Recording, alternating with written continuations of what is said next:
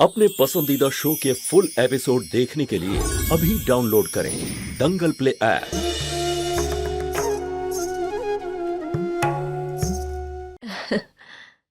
আচ্ছা বল, তোর সংসার কেমন চলছে? কাকিমা, তোমাকে তো ফোনে সব বলেছিলাম। ওই বাড়িটাই শুধু আমার। হুকুম হুকুম তো ওনারই চলে।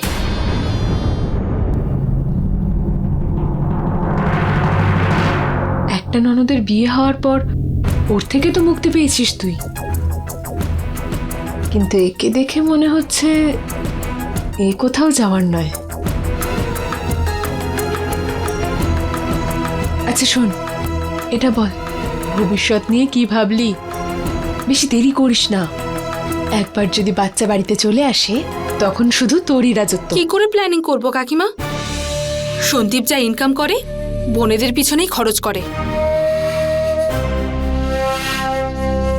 তোকে এত কষ্ট পেতে দেখে মনে হচ্ছে যে আমাকেই কিছু একটা করতে হবে। এই জ্যোতির একটা না একটা ব্যবস্থা করতেই হবে। শোন,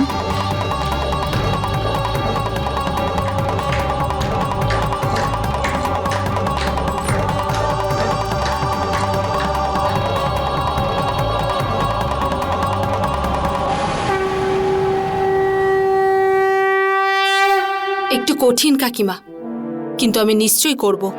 করতে তো হবেই রে মা, করতে তো হবেই। দেখ, আজ তো তোর বোঝা, কাল যখন তোর একটা সন্তান হবে তখন তার ভাগটাও খাবে এই জ্যোতির সন্তান। দেখ, তাড়াতাড়ি কর, নয়তো কাঁটা যত গভীরে যাবে সেই কাঁটাকে বের করতে ততটাই কষ্ট হবে, বুঝলি?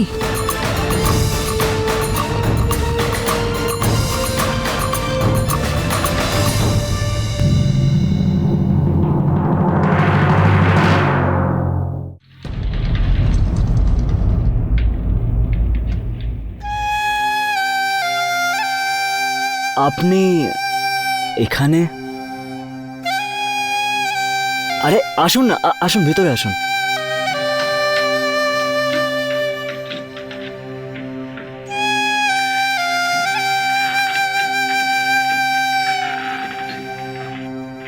বসুন।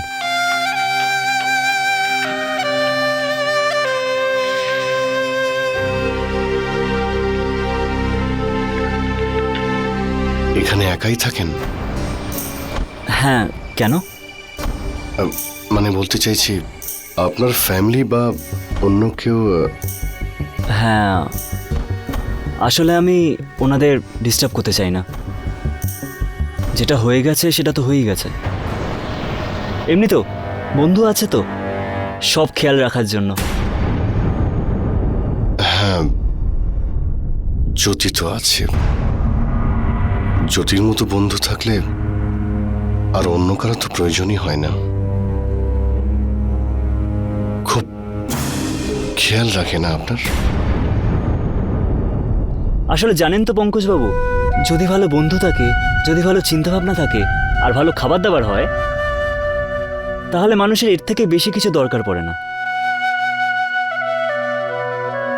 আপনার লাইফের এটাই কি ফিলোসফি? না, বিশ্বাস করি আমি। অনেক জ্ঞানের কথা বলেন আপনি, মনে হয় না যে আপনি তাতে বিশ্বাসও করেন। নিজের লাইফকে আপনি খুব লাইটলি নেন মনে হচ্ছে।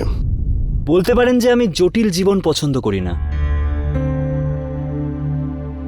আমি কিছু এমন মানুষদের চিনি যারা নিজেদের জীবন খুব ভেবেচিন্তে চলে।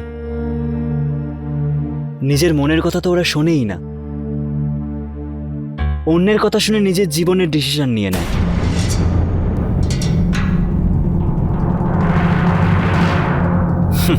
সবসময় তো এটাই প্রয়োজন নয় না যে 2 আর 2 4ই হবে। ভুল তো সবারই হয়। এনিওয়েজ, এই জন্যই আমি লোকেদের কথা বিশ্বাস করি না। আমি শুধু নিজের মনের কথা শুনি আর এইভাবেই চলতে থাকি।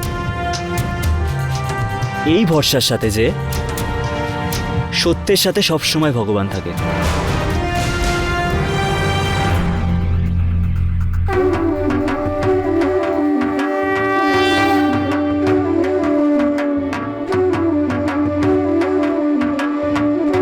খুব ভালো লাগে আমার সবাই যখন আসে আমার কাছে পরামর্শ নিতে। একটু এদিকে এসো।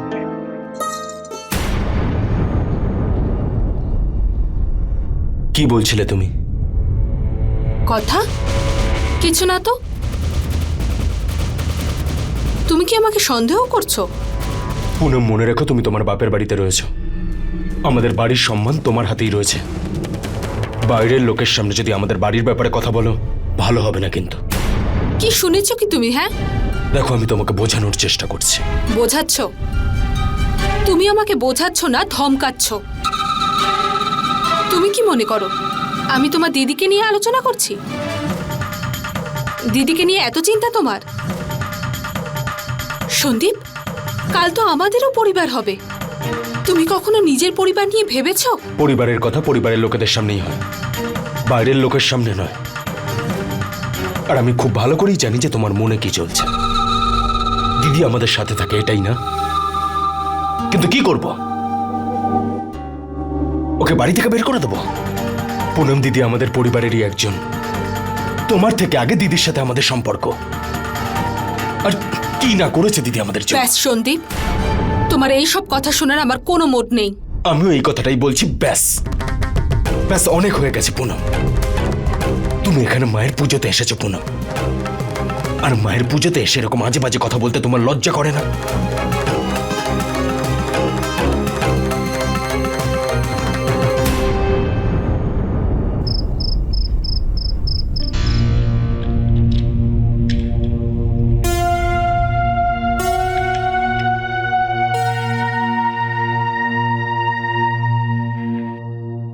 পঙ্কজ দাদা, কয়েকদিন ধরে তোমার সাথে কিছু কথা বলার ছিল। আমি ভাবছিলাম যে ছোট মুখে বড় কথা হয়ে যাবে না তো, কিন্তু এত বছর ধরে এই বাড়ির নুন খেয়েছি আমি, আর আমি চুপ করে থাকবো না। এই বাড়িতে অন্যায় হচ্ছে। আরে কি হয়েছে? তুমি তোমার রুমে যাও দাদা, এক্ষুনি যাও। আমার রুমে?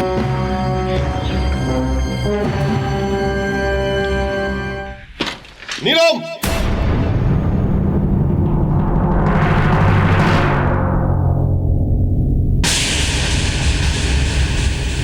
পঙ্কজ, নীলম, তোমার সঙ্গে এখানে কে আছে? না পঙ্কজ, কেউ নেই তো। আপনি কখন এলেন? আমি আপনার জন্য চা নিয়ে আসছি। নীলম! আমি দেখতে পাই না, কিন্তু হয়তো তুমি ভুলে গেছো, যারা দেখতে পায় না তাদের শোনার আর অনুভব করার শক্তি অনেক বেশি থাকে। আমি সবকিছুই বুঝতে পারছি। বলো আমাকে, কে আছে এখানে? এক্ষুনি বলো আমাকে, না হলে আমি কিন্তু পরিবারের সবাইকে ডাকবো। আমি গৌতম। এ সেই লোকটা না যার সঙ্গে সেদিন তুমি কথা বলছিলে, যার সঙ্গে আমার ধাক্কাও লেগেছিল? না পঙ্কজ, তুমি কিন্তু আবার মিথ্যে কথা বলছো। আমি কিন্তু ওর গলার স্বর চিনি নিলাম।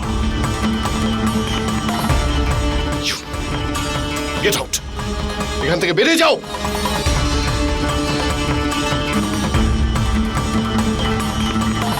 তাহলে তুমিও আমার অন্ধ হওয়ার সুযোগ নিয়েছো। তুমি আমার পিছনে কি করছিলে নীলম? তুমি আমার সঙ্গে চিট করেছো। তার কি করতাম আমি? আর এমনিতেও আমাকে প্রশ্ন করার কোনো অধিকার নেই আপনার। কি করেছেন আপনি? না আপনি একজন স্বামী হওয়ার দায়িত্ব পালন করেছেন, আর না আপনি একজন স্বামী হওয়ার সুখ দিয়েছেন আমাকে। আরে যে মহিলা আপনাকে ঠকিয়ে চলে গেছে, যার গর্ভে অন্য কোনো পুরুষের সন্তান রয়েছে, আজও আপনি সারা দিন ওর কথাই মনে করেন। আমাকে বদনাম করার আগে নিজেকে প্রশ্ন করে দেখুন যে যার স্বামী আপনার মতো হয় তার তার কি করা উচিত। আমার তো মনে হয় যে জ্যোতির সাথেও আপনি এরকমই করেছিলেন। এমনকি আমার তো এটা মনে হচ্ছে যে জ্যোতির আদৌ কোনো দোষই ছিল না, দোষটা আপনার ছিল।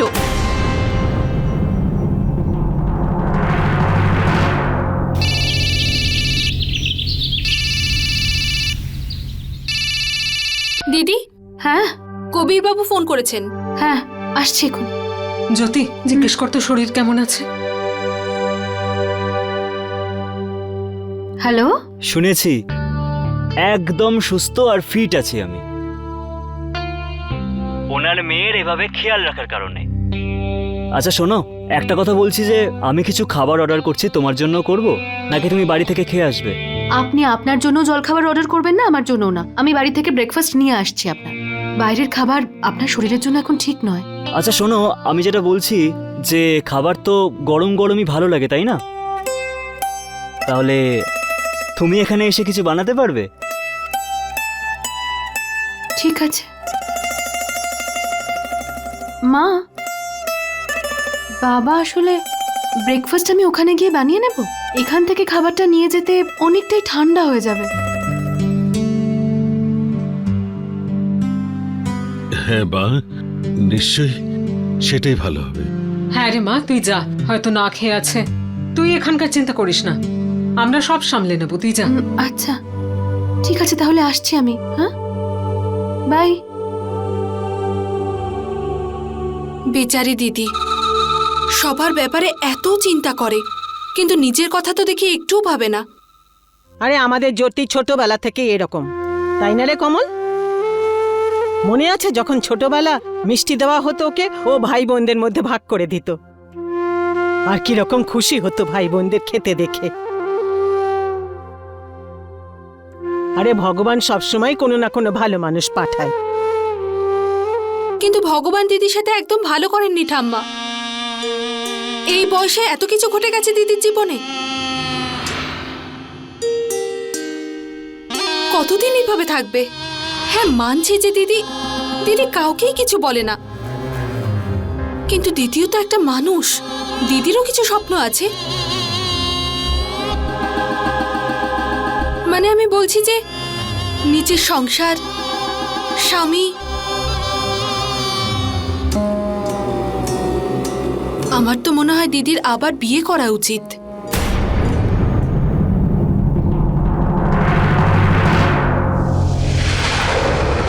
যদি দিদি এটা নিয়ে না ভাবে তো কি হয়েছে, আমরা এটা নিয়ে ভাববো। সময় চলে যায় আর এমনটা যেন না হয় আমাদের স্বার্থের জন্য দিদি সর্বনাশ হয়।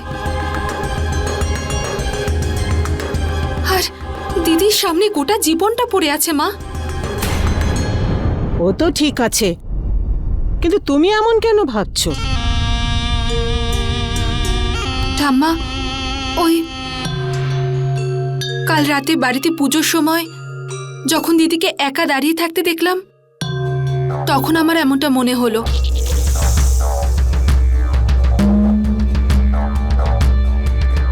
নিজের উপরেও আমার খুব লজ্জা হলো।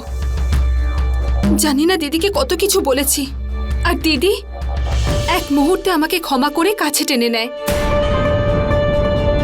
হ্যাঁ বৌমা, মানুষ যখন পুজো টুজো করে তখন তার মনের ভাবনাটাও ভালো হয়।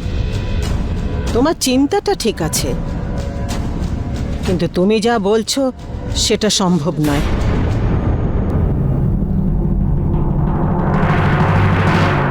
আরে ওর স্বামী, আমি বলতে চাইছি ওর পেটে যে সন্তান আছে, ওর বাবা বেঁচে আছে। উনি তো আরেকটা বিয়ে করেছেন ঠাম্মা, সন্তানকে পিতার নাম পর্যন্ত দিতে রাজি নন।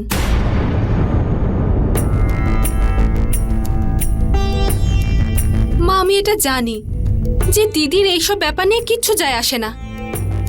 দেখো, আমাকে ভুল ভেবো না। আমি জানি কবির বাবুর প্রতি দিদি শুধু নিজের দায়িত্ব পালন করছে, কিন্তু আমি এই কারণে খোলাখুলি বলছি কারণ এটা আমাদের পরিবারের ব্যাপার। তোমরা তো ভালো করেই জানো পঙ্কজ বাবুকে নিয়ে দিদিকে কত কিছু শুনতে হয়েছে। আর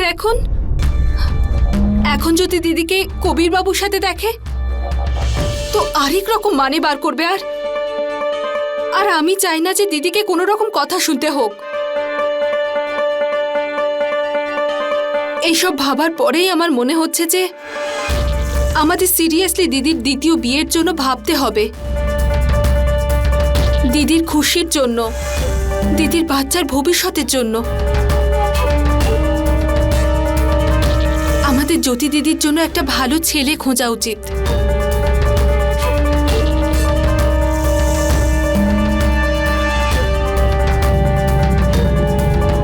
জ্যোতি, কি হলো, এত দেরি হচ্ছে কেন? রান্না তো প্রায় হয়ে গেছে, কিন্তু নুনটা কোথায় আছে? নুন? নুনের মতো সহজ জিনিস তুমি খুঁজে পাচ্ছ না। চা পাতার কৌটোতে চিনি রাখা আছে, চিনির কৌটোতে মশলা রাখা আছে। প্রত্যেকটা জিনিস আমাকে টেস্ট করে করে দিতে হচ্ছে। 1 সপ্তাহ লাগবে এই স্টোর রুমটাকে রান্নাঘর করতে। আচ্ছা শোনো, সবকিছু পাওয়া যাবে, তুমি আগে এখানে এসো, 2 মিনিটে তোমার সব প্রবলেম সলভ করে দেবো আমি। আমাকে বলুন না নুন কোথায় আছে। আরে দাঁড়াও না, প্রবলেম সলভ করে দিচ্ছি আমি, সব পাওয়া যাবে। ওকে, চিল। হ্যাঁ হ্যালো, 2 প্লেট পোলাও, 2টো চা। চা যেন গরম থাকে। B6। কবির বলছি ভাই, তাড়াতাড়ি চল, বাই। দেখলে, গরম গরম খাবার আসছে, আরাম করে বসে খাবো, কোনো ঝামেলাই নেই। আর রইল কথা নুনের, আগের সপ্তাহতেই শেষ হয়ে গেছে। মানে গত সপ্তাহ থেকে আপনি এই রেস্টুরেন্টের খাবারই খেয়ে যাচ্ছেন? হ্যাঁ। আগে ফোনটা তুলুন, ফোনটা তুলুন আপনি। দোকানদারকে ফোন করে বলুন 1 কিলো নুন লাগবে আমাদের, আর তারপর রেস্টুরেন্টে ফোন করে বলুন অর্ডারটা ক্যান্সেল। ওষুধ চলছে আপনার, বাইরের খাবার এখানে আসবে না, বুঝেছেন আপনি?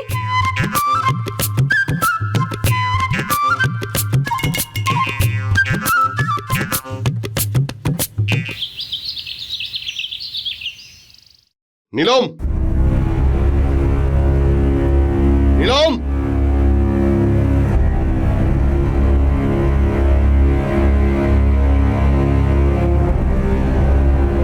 পঙ্কজ বাবু, 1 মিনিট। হ্যাঁ, এইখানে সই করে দিন।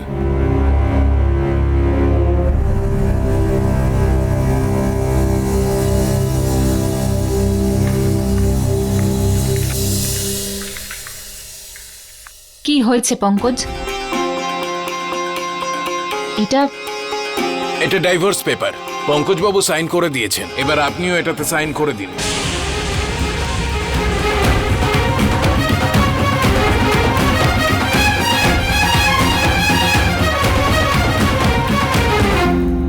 এইসব কি পঙ্কজ? Divorce papers. তুমি কি শুনতে পেলে না? সাইন করো, নিজেকে আর আমাকে মুক্ত করে দাও এই সম্পর্ক থেকে। আপনি একা এই সিদ্ধান্ত নেওয়ার কে যে আমরা একসাথে থাকবো কি থাকবো না? তোমার সব প্রশ্নের উত্তর তোমার কাছেই আছে।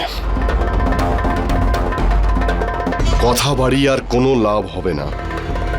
আমি সিদ্ধান্ত নিয়ে নিয়েছি, সাইন করে দাও। কি সিদ্ধান্ত নিয়েছেন? আমি আপনার সাথে কথা বলতে চাই, আমার সাথে চলুন। নীলম,